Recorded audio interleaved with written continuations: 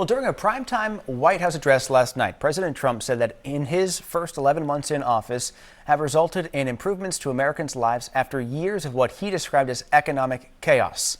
Let's get the facts today. Our partners at PolitiFact fact-checked the president's speech last night. PolitiFact's chief correspondent Lou Jacobson joining us live once again to walk us through that. So, Lou, broad strokes, what did PolitiFact find about the speech last night?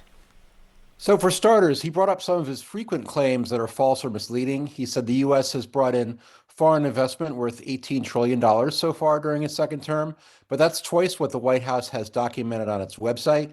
And even that smaller number kind of deserves a large grain of salt because a lot has to go right for those investments to come through. Trump also overstated the historic scale of tax cuts in the big bill he got through Congress earlier this year, and he overstated the savings for taxpayers on Social Security.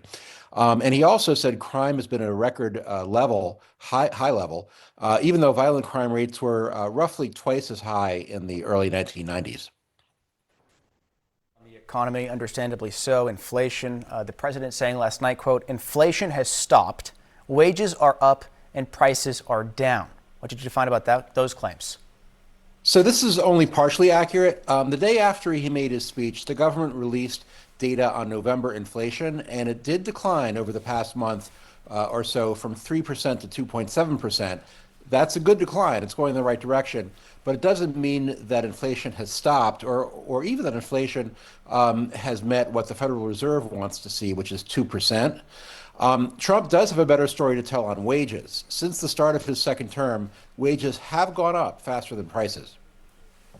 And now, how about the president's claim that he has worked to slash prices on drugs and pharmaceuticals by, he said, 400, 500, even 600%? So that's not how math works. A 600% cut would mean that a drug company would pay the consumer 5 times the price of a drug just to take the medicine off their hands. And that doesn't make any logical sense. And then he also talked a lot about what's coming up for 2026, spent some time talking about the tax refunds for next year. The president saying next spring, in his words, we're projected to be the largest refund season of all time. What can you tell us about that?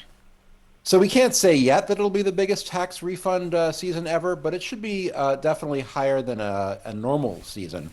That's because some of Trump's tax cuts will start kicking in, including no taxes on tips, no taxes on overtime, tax cuts for seniors, a bigger standard deduction, and a bigger child tax credit.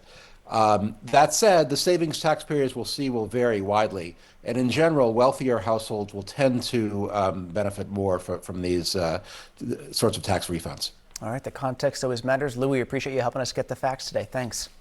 Thank you.